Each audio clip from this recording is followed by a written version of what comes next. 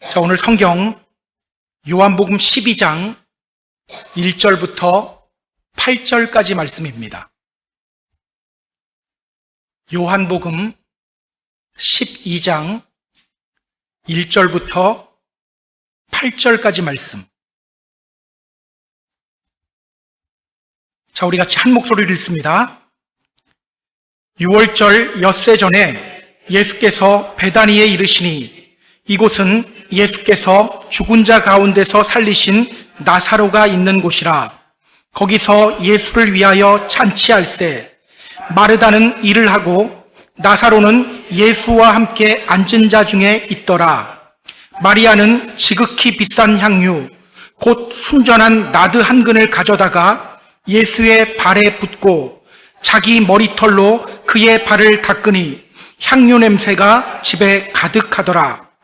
제자 중 하나로서 예수를 잡아줄 가룟 유다가 말하되 이 향유를 어찌하여 300데나리온에 팔아 가난한 자들에게 주지 아니하였느냐 하니, 이렇게 말함은 가난한 자들을 생각함이 아니요 그는 도둑이라 돈꾀를 맞고 거기 넣는 것을 훔쳐가미러라.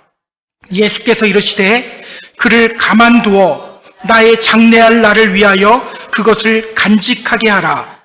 가난한 자들은 항상 너희와 함께 있거니와 나는 항상 있지 아니하리라 하시니라. 아멘. 자, 오늘부터 우리는요, 요한복음 12장으로 들어갑니다. 지금 대제사장들과 바리새인들은요, 예수 죽이기 프로젝트를 실행하고 있어요. 예수님은 에브라임이라는 동네로 가셨죠. 죽음이 두려워서 피한 것이 아닙니다. 에브라임은요, 광야 근처에 있는 마을입니다. 자, 공생애를 시작하시기 전에도 예수님은요, 광야로 가셔서 거기서 금식하며 기도하셨어요. 따라서 예수님이 에브라임이라는 동네로 가신 이유는요, 기도하시며 십자가 죽음을 준비하기 위해서입니다. 기도하시며 십자가 죽음을 준비하기 위해서. 자, 그러던 중 이제 6월절이 가까워졌어요. 이번 6월절이 예수님의 공생의 마지막 6월절입니다. 이번 6월절에 예수님이 십자가에 달려 죽으실 거예요. 지금 예루살렘에는요, 종교 지도자들과 또 6월절을 맞이할 준비를 하기 위해 예루살렘에 온 유대인들이 함께 예수님을 찾고 있습니다. 이러한 배경을 알고 우리가 요한복음 12장으로 들어가야 합니다. 오늘 우리가 읽은 요한복음 12장 1절에서 8절까지 말씀은요, 매우 유명한 사건을 다루고 있어요. 마리아가 예수님께 향유를 부은 사건입니다. 오늘 본문을 통해서 성경이 우리에게 전하는 메시지는 과연 무엇일까요? 우리 같이 본문을 보면서 함께 확인해 보도록 하겠습니다. 자, 본문으로 들어갈게요. 1절 우리 같이 읽습니다. 6월절 엿새 전에 예수께서 베다니에 이르시니 이곳은 예수께서 죽은 자 가운데서 살리신 나사로가 있는 곳이라. 6월절 엿새 전에 예수께서 베다니에 오셨다. 이제 6월절이 6일 앞으로 다가왔어요. 오늘 예수님은요, 예루살렘 옆 베단이라는 마을로 다시 올라오십니다. 예수님이 베다니로 다시 오신 이유가 뭘까요? 왜 베다니로 오셨을까요? 자, 6월절 엿새 전에 예수께서 베다니에 오셨다. 이 문장을 헬라어 성경으로 보면요, 이 문장 제일 앞에 우리 한국어 성경에는 보이지 않는 단어가 있어요. 오은이라는 단어입니다. Therefore, 그러므로라는 접속사예요. 따라서 이 문장은요, 사실 이렇게 번역해야 합니다. 그러므로 6월절 엿새 전에 예수께서 베다니에 오셨다.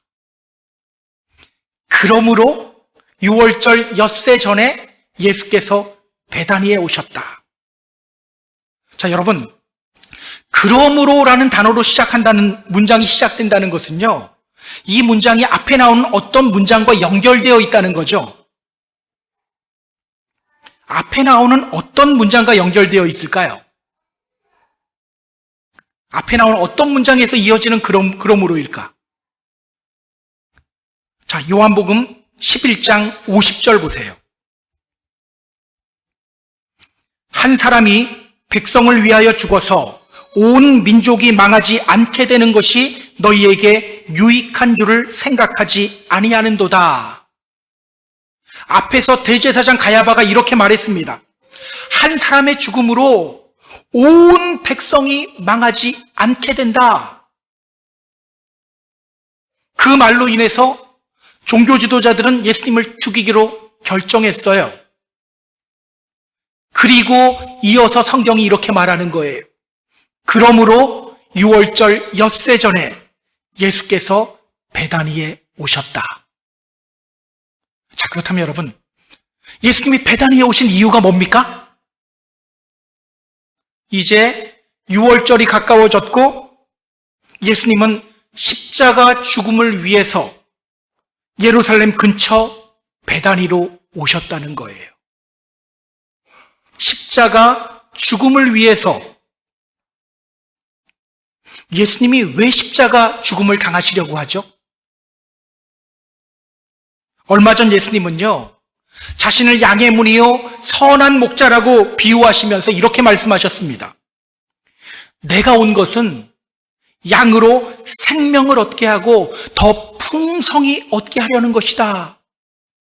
내가 이 땅에 온 이유는 양으로 하여금 생명을 얻게 하고 풍성한 생명을 얻게 하기 위함이다. 주님이 십자가 지시는 이유는요, 우리 구원하시기 위해서예요. 우리를 살리시기 위해서입니다. 기억하세요? 우리 주님이 십자가를 지신 이유는요, 우리를 살리기 위해서예요.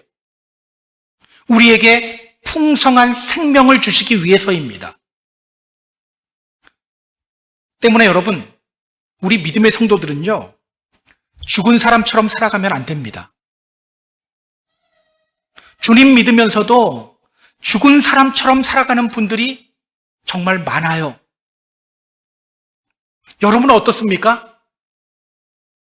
살아있는 것 같으세요? 내가 주님 보시기에 살아있는지 아니면 죽은 사람처럼 살아가고 있는지 알아보는 방법이 있어요.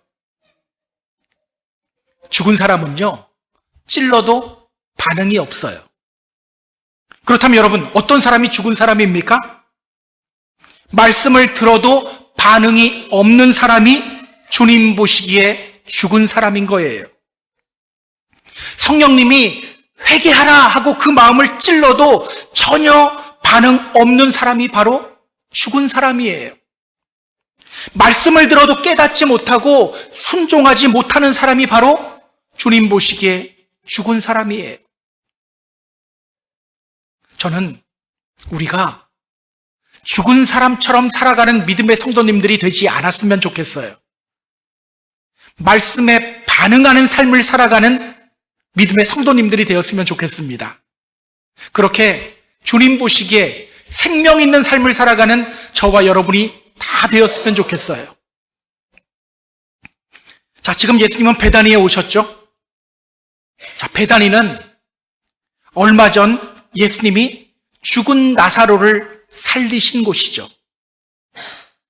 자, 그곳에서 어떤 일이 일어나는지 볼까요? 2절 같이 읽습니다. 거기서 예수를 위하여 잔치할세 마르다는 일을 하고 나사로는 예수와 함께 앉은 자 중에 있더라. 지금 베다니에서는요, 예수님을 위한 잔치가 벌어졌어요. 마르다는 언제나 그렇듯 예수님을 위해 분주히 일을 하고 있고요, 나사로는 예수님과 함께 앉아 있습니다. 자, 잔치가 벌어지고 있고 다시 살아난 나사로는 예수님과 함께 앉아 있다. 잔치가 벌어지고 있고 나사로는 예수님과 함께 앉아 있다. 오늘 우리가 이 장면을 주목해야 합니다. 우리는 이 장면을 대수롭지 않게 그냥 지나가는 경향이 있어요. 근데 우리가 주목해야 돼요. 사실 이 장면은요, 천국잔치의 모습을 우리에게 보여주고 있어요. 제가 1절, 2절을 연결해서 읽어드릴게요. 그냥 들으세요. 6월절 엿새 전에 예수께서 베다니에 이르시니 이곳은 예수께서 죽은 자 가운데서 살리신 나사로가 있는 곳이라. 거기서 예수를 위하여 잔치할세. 마르다는 일을 하고 나사로는 예수와 함께 앉은 자 중에 있더라. 자, 여기 나오는 세 단어를 주목해야 합니다. 살리다, 잔치하다, 앉다. 사실 이 세 단어는요, 천국잔치의 모습을 그릴 때 사용되는 단어들이에요. 우리 성경을 좀 찾아볼까요? 에베소서 2장 1절 찾아보세요. 에베소서 2장 1절, 신약 311페이지입니다. 에베소서 2장 1절, 신약 311페이지.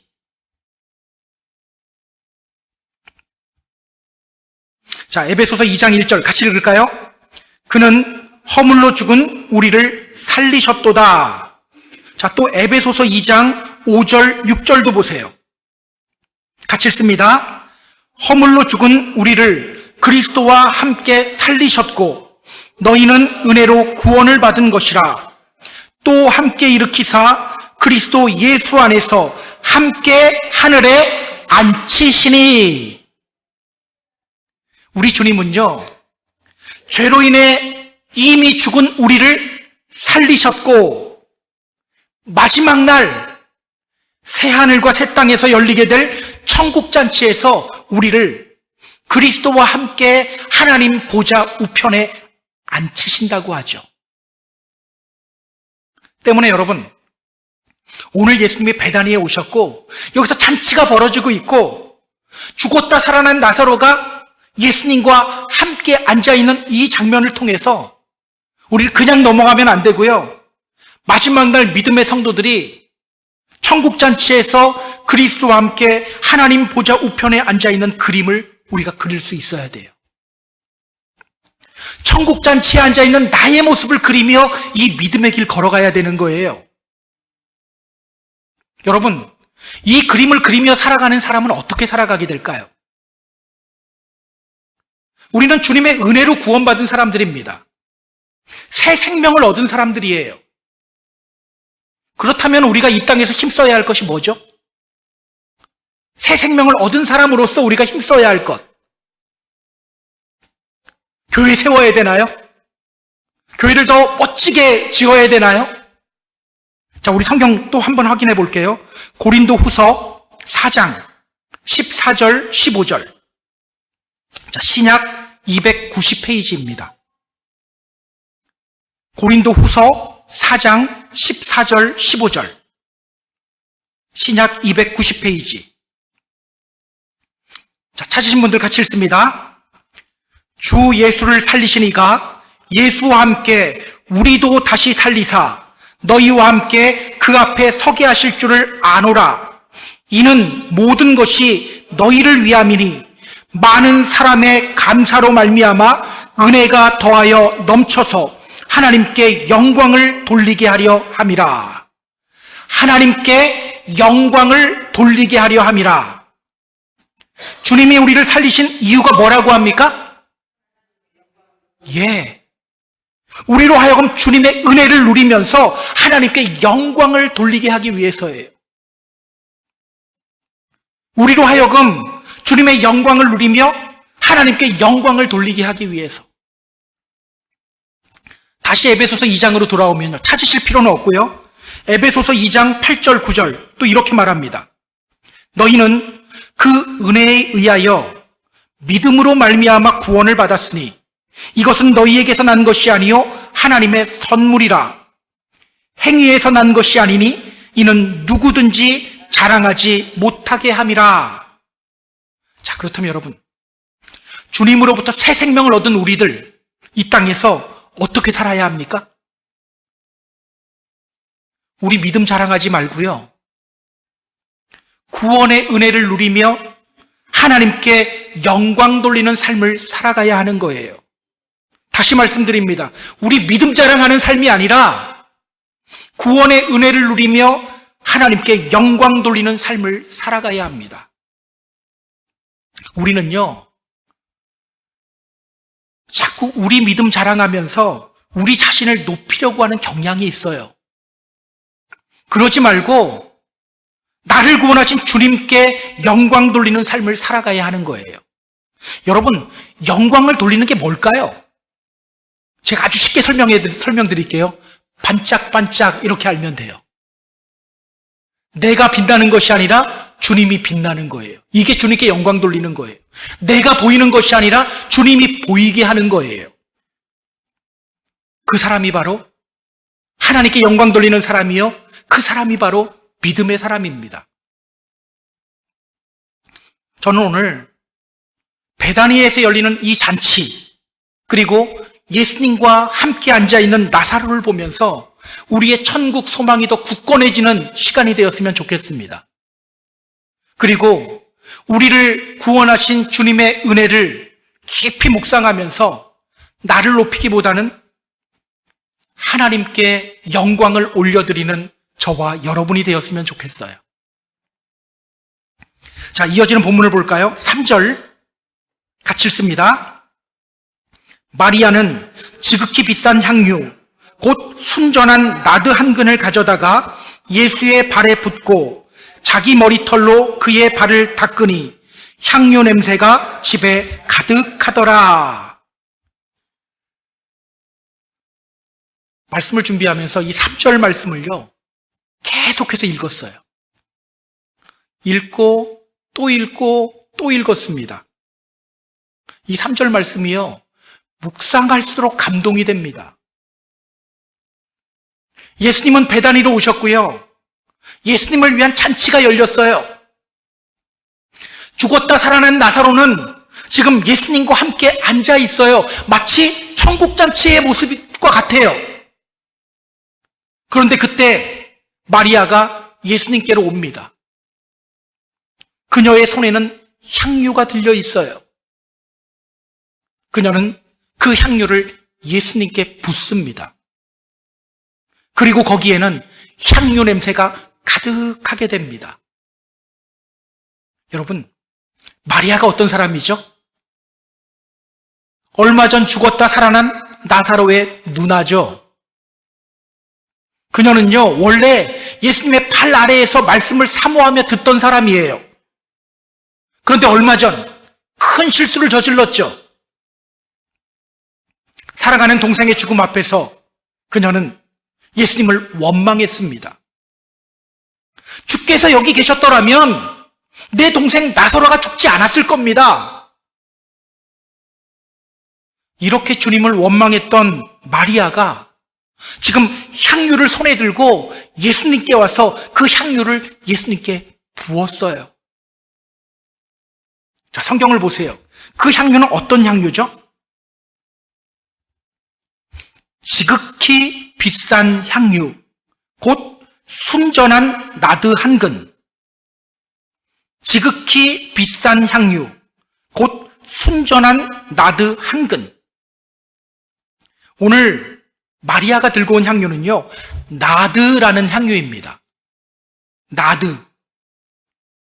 이 향유는요, 팔레스틴 지방에서 나지 않아요. 수입품이에요. 나르도스타스 자타만시라는 식물의 줄기와 뿌리에서 채취한 향유입니다. 원산지가 어디냐면요, 히말라야 산맥 쪽이에요. 때문에 이곳 팔레스틴 지방에서는요, 정말 비싼 향유입니다. 궁금하죠? 이게 얼마나 비쌌을까?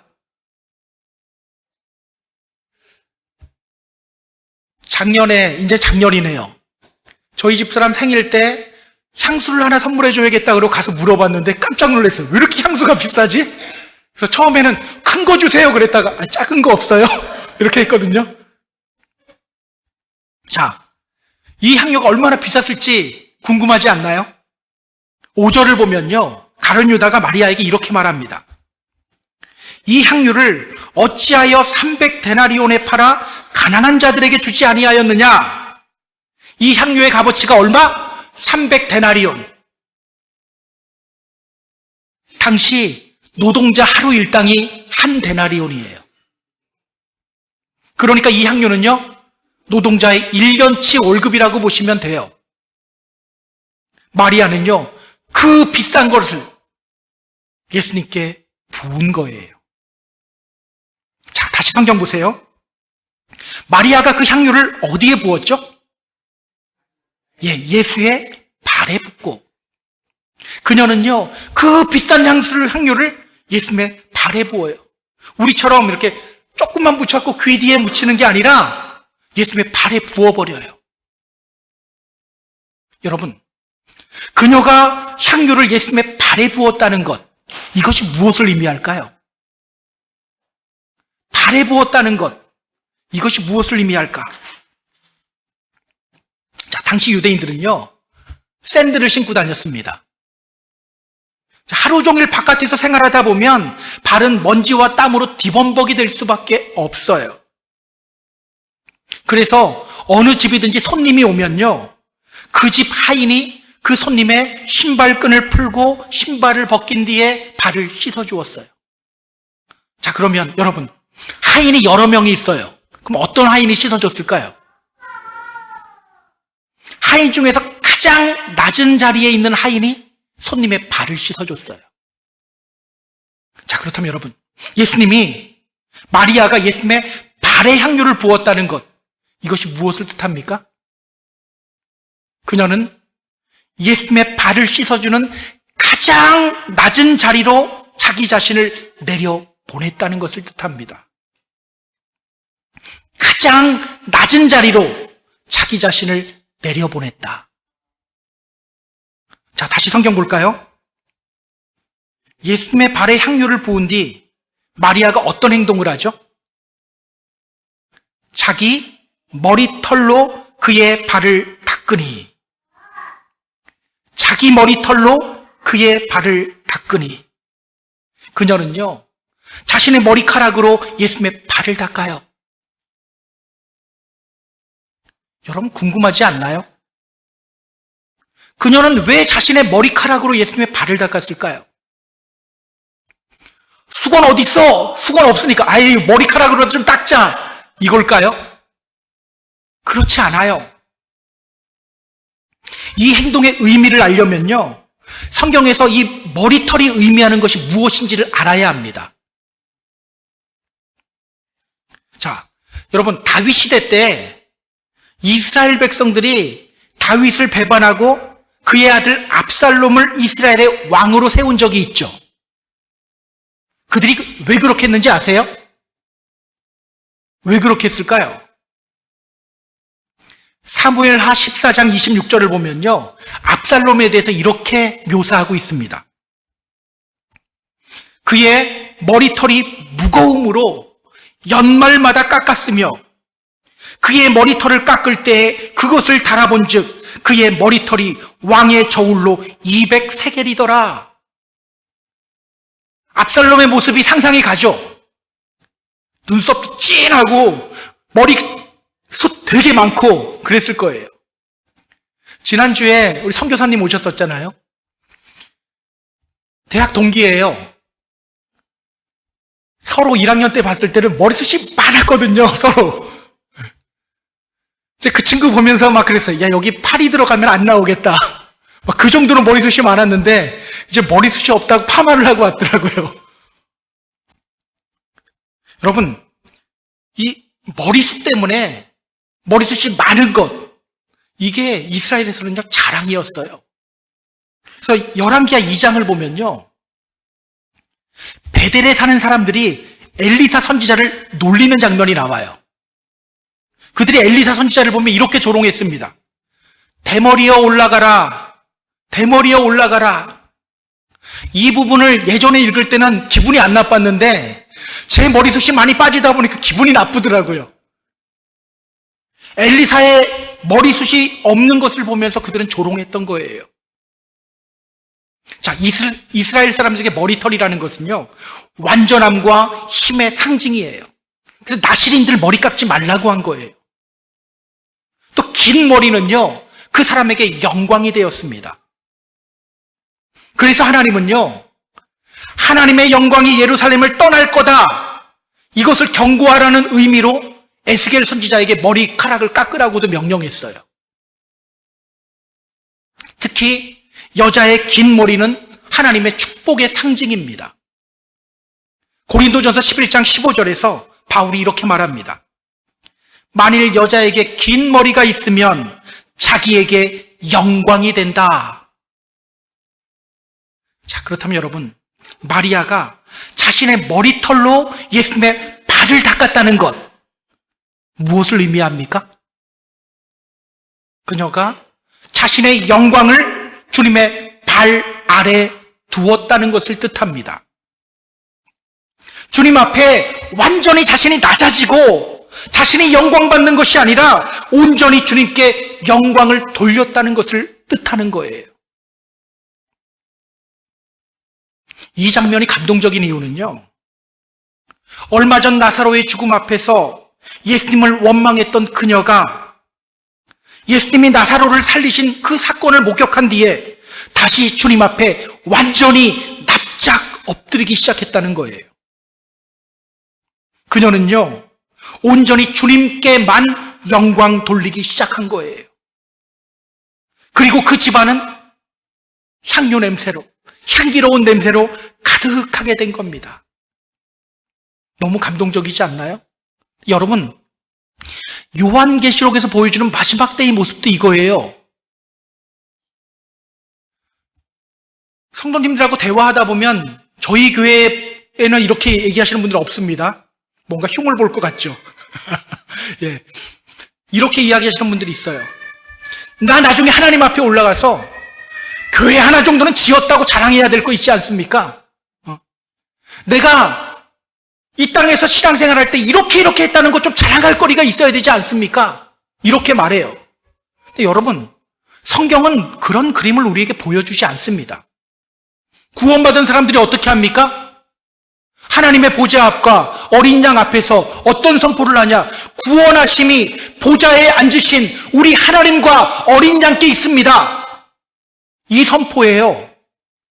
하나님, 제가 이 세상에 있을 때 이렇게 힘들었는데 참고 믿음 생활했습니다. 잘했죠? 이런 말 하는 게 아니라 주님, 저는 자격이 없는데 주님이 저를 구원하셨군요. 이 선포하게 돼 있어요. 오늘 마리아가 보여주는 모습이 바로 그 모습이에요. 저는 오늘 이 마리아의 행동이 우리에게 큰 도전이 되었으면 좋겠습니다.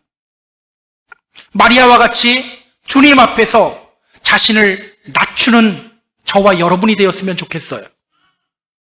마리아와 같이 자기 영광을 주님 발 앞에 내어드리는 저와 여러분이 되었으면 좋겠어요. 그렇게 우리가 서 있는 곳, 우리가 서 있는 우리의 가정들, 이 교회를 그리스도의 향기로 가득 채우는 저와 여러분이 되기를 주님의 이름으로 소망합니다. 자, 이렇게 감동적인 장면이 연출되고 있을 때 거기에 찬물을 끼얹는 사람이 하나 등장합니다. 자, 4절, 5절 같이 읽습니다. 제자 중 하나로서 예수를 잡아줄 가룟 유다가 말하되 이 향유를 어찌하여 300데나리온에 팔아 가난한 자들에게 주지 아니하였느냐 하니. 가룟 유다가 등장하죠. 우리가 다 알죠? 가룟 유다는 예수님을 팔아넘길 사람이에요. 그가 마리아를 향해 이렇게 말합니다. 이 향유를 어찌하여 300데나리온에 팔아 가난한 자들에게 주지 아니하였느냐? 이상하죠? 드린 사람은 아까워하지 않는데 드리지 않는 가룟 유다가 아까워해요. 이런 경우들 많아요. 헌신한 사람은 즐거워하고 있는데 옆에서 보는 사람이 뭐라고 해요? 그는요, 마리아를 책망합니다. 왜 그 비싼 향유를 그냥 허비하느냐? 팔면 300데나리온이나 받을 수 있고 그 돈이면 얼마나 많은 가난한 사람들을 도와줄 수 있는데 너 모르니? 그걸 몰라? 여러분, 이렇게 말하는 가룟 유다가 어떻게 보입니까? 사실 일리 있는 말이기도 해요. 가만히 생각해 보면. 왜? 우리 예수님은요, 가난한 자들을 외면하시지 않는 분이세요. 그 돈이면 얼마나 많은 사람을 도울 수가 있습니까? 그런데 여러분, 성경은요, 그가 그렇게 말한 이유에 대해서 이렇게 말합니다. 6절 같이 읽습니다. 이렇게 말함은 가난한 자들을 생각함이 아니요 그는 도둑이라 돈꾀를 맞고 거기 넣은 것을 훔쳐가미러라. 성경은요, 그가 가난한 사람들을 생각해서 그렇게 말한 게 아니라고 말해요. 돈꾀를 맞고 거기에 넣은 것을 훔쳐가는 도둑이었기 때문에 이렇게 말한 거라고 합니다. 여러분, 가룟 유다가 예수님을 왜 팔았을까요? 돈 때문에 팔았을까요? 돈 때문에 맞기도 해요. 자, 그런데 여러분, 그 이유에 대해서 많은 신학자들은요, 이렇게 주장해요. 그는 예수님을 오해했다. 그는 예수님을 정치적 메시아로 알고 따랐었다. 그러나 예수님이 이 땅에 오신 이유가 정치적 이유가 아니라는 것을 알고 배신감에 예수님을 팔아넘긴 것이다. 이 무슨 말이냐면요, 그는 원래 그 젤로 땅이라는 당에 속한 사람이었어요. 열심당이라고도 합니다. 자, 열심당이란 뭐냐? 쉽게 말하면요, 우리나라 일제시대 때 독립군과 같은 단체라고 보시면 돼요. 로마 제국의 식민 통치 아래에서 독립투쟁을 하는 단체예요. 열심당원으로서 가룟 유다는요, 예수님이 로마의 압제로부터 이스라엘을 구원해줄 정치적 메시아로 알고 따랐던 거예요. 그런데 예수님은 계속해서 자신은 정치적 메시아가 아니라고 말씀하셔요. 예루살렘에서 고난받고 죽을 거라고 말씀하셔요. 그러자 실망한 가룟 유다가 예수님을 팔아버린 거라고 많은 신학자들이 주장을 해요. 물론 일리가 있는 말이에요. 자, 그런데 여러분, 성경은요, 그가 예수님을 판 이유에 대해서 그 말하지 않아요. 설령 그것이 하나의 이유가 될 수 있었다고 쳐도 성경은 그것에 대해서는 함구합니다. 성경은요, 그가 돈 때문에 예수님 팔았다고 말해요. 돈 때문에. 요한만 이렇게 주장하지 않아요. 마태도 똑같이 주장합니다. 마태복음 26장을 보면요, 그가 대제사장들에게 가서 이렇게 말해요. 내가 예수를 넘겨주리니 나에게 얼마를 줄래? 마가복음 14장을 보면요, 마가도 가룟 유다가 예수님을 판 이유가 돈 때문이라고 말합니다. 오늘 요한도 돈 때문이라고 똑같이 주장하는 거예요. 그의 우선순위는요, 돈이었어요. 비록 그는 예수님을 따라다니며 재정을 담당할 정도로 신뢰를 받고 있는 사람이었지만 그의 우선순위는 예수님이 아닌 돈이었어요. 그런데 마리아가 그 비싼 향유를 예수님의 발에 부어버리자 그는 그런 마리아의 행동이 이해가 되지 않는 거예요. 그런데 여러분, 웃긴 게 뭔지 아세요? 겉으로는 이렇게 말하죠. 이 향유를 어찌하여 300데나리온에 팔아 가난한 자들에게 주지 아니하였느냐? 위선이죠. 사실 그는 위선자예요. 자신의 비천한 탐욕을 자선이라는 가면 아래 숨기는 위선자예요. 무욕의 마음이 사로잡혀 있으면서도 가난한 사람들의 친구인 양 행세하는 위선자입니다. 마태복음 26장을 보면요, 그의 이런 위선적인 행동이 또 나와요. 보면 막 꿀밤이라도 한 대 때려주고 싶어요. 예수님을 잡으려고 하는 무리와 가룟유다가 함께 와서 예수님께 어떤 행동을 합니까? 성경이 이렇게 말해요. 예수께 나와 랍비여 안녕하시옵니까 하고 입을 맞추니. 얼마나 위선적인 모습입니까? 기억하세요. 우리는요, 하나님과 돈을 함께 섬길 수 없어요. 성경은 분명하게 말합니다. 너희가 하나님과 재물을 겸하여 섬기지 못한다. 그는 아마도요, 주님과 재물을 동시에 섬길 수 있다고 생각했는지도 모르겠어요. 그러나 그렇게 되지 않죠. 그러자 이런 위선적인 모습이 드러나게 되는 겁니다. 그러다가 결국은 돈을 택하고 예수님을 배신한 거예요. 자, 그런 가룟 유다를 향해 주님이 뭐라고 말씀하시는지 확인해 볼까요? 7절, 8절 같이 읽습니다. 예수께서 이르시되 그를 가만두어 나의 장래할 날을 위하여 그것을 간직하게 하라. 가난한 자들은 항상 너희와 함께 있거니와 나는 항상 있지 아니하리라 하시니라. 아멘. 자, 예수님이 그에게 말씀하십니다. 그를 가만두어라. 그리고 그에게 말씀하셔요. 나의 장래할 날을 위하여 그것을 간직하게 하라. 나의 장래할 날을 위하여 그것을 간직하게 하라. 이 사건을 마태와 마가도 똑같이 다루고 있는데요. 마태복음에서는 예수님이 이렇게 말씀하셔요. 이 여자가 내 몸에 이 향유를 부은 것은 내 장래를 위하여 함이다. 마가복음에서도요, 예수님이 이렇게 말씀하셔요. 그는 힘을 다하여 내 몸에 향유를 부어 내 장래를 미리 준비하였느니라. 예수님은요, 자신의 발에 향유를 부은 이 마리아의 행동을 당신의 죽음을 준비하는 행동으로 해석하시죠. 자신의 죽음을 준비하는 행동으로. 원래 유대인들은요, 왕의 장례를 지낼 때 좋은 향유를 썼어요.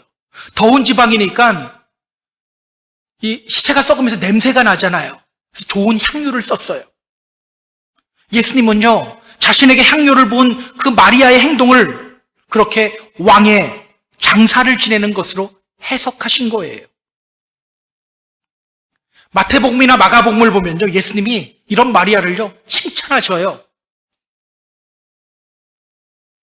내가 진실로 진실로 너희에게 이르노니 온 천하에 어디서든지 이 복음이 전파되는 곳에서는 이 여자가 행한 일도 말하여 그를 기억하리라. 와, 이 정도면 정말 칭찬 중에 칭찬이죠.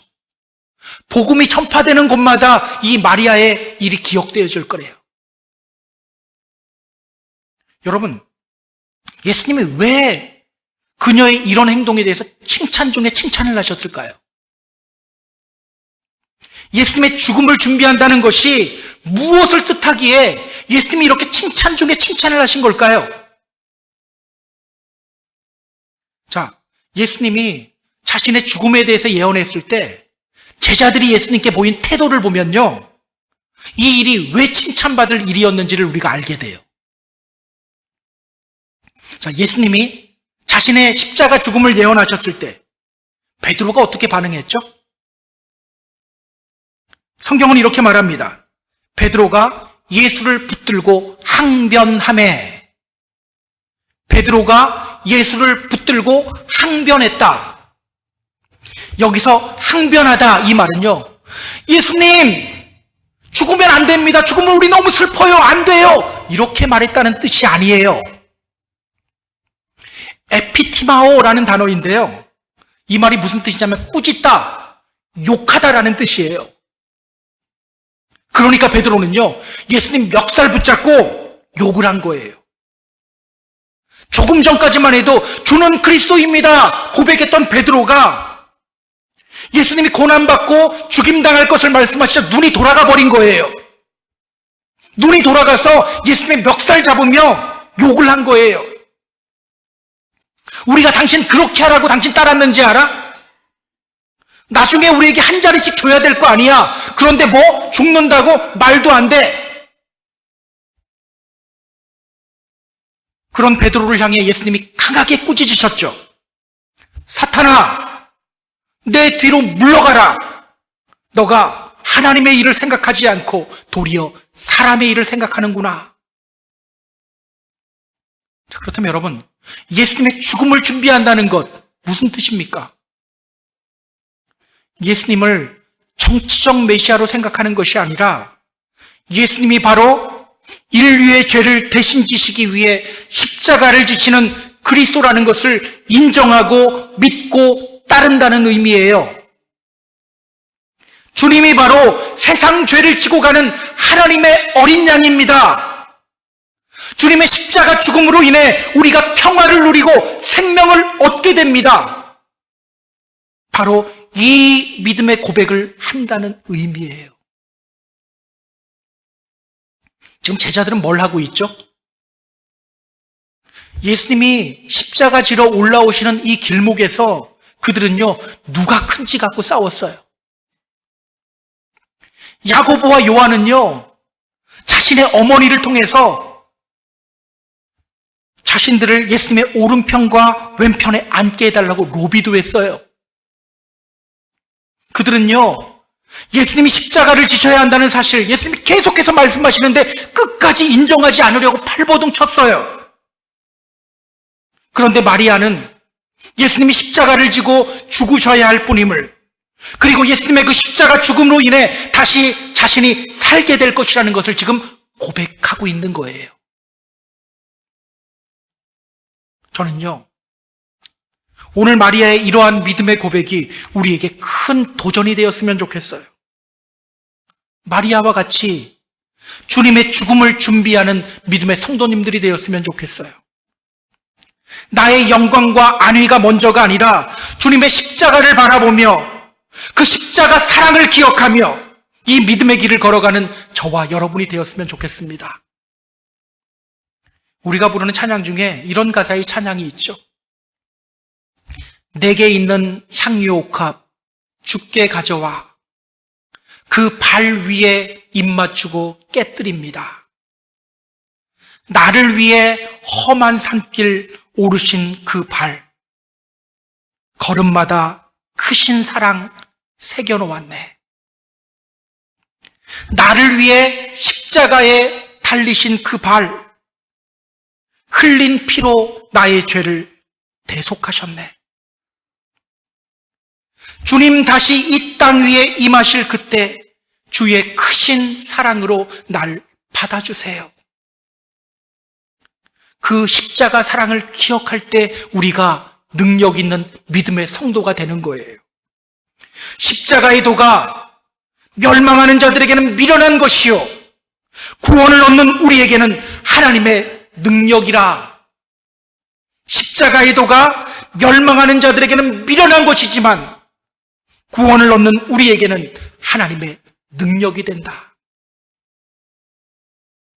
이제 말씀을 정리할게요. 우리 사랑하는 펜사콜라 한인교회 성도 여러분, 마리아의 고백을 우리가 묵상했으면 좋겠어요. 예수님을 원망했던 그녀가, 예수님 앞에서 실수했던 그녀가 이제는 예수님의 발에 향유를 부어요. 주님 앞에서 자신이 완전히 낮아져 버려요. 그리고 그녀는 자신의 머리털로 예수님의 발을 닦아요. 모든 영광을 주님께 돌려요. 예수님의 십자가 죽음을 준비하며 예수님이 세상 죄를 지고 가는 어린 양임을 고백합니다. 이러한 마리아의 고백이 오늘 우리들에게도 큰 도전이 되었으면 좋겠어요. 이번 한 주간도 마리아와 같이 우리의 죄를 씻어주시는 주님을 묵상하며 늘 겸손히 낮아지고 주님께 영광 돌리는 삶을 살아가는 저와 여러분이 되기를 주님의 이름으로 소망합니다. 그렇게 천국잔치에 참여하는 복을 누리게 되는 저와 여러분 다 되기를 주님의 이름으로 축복합니다. 축복합니다.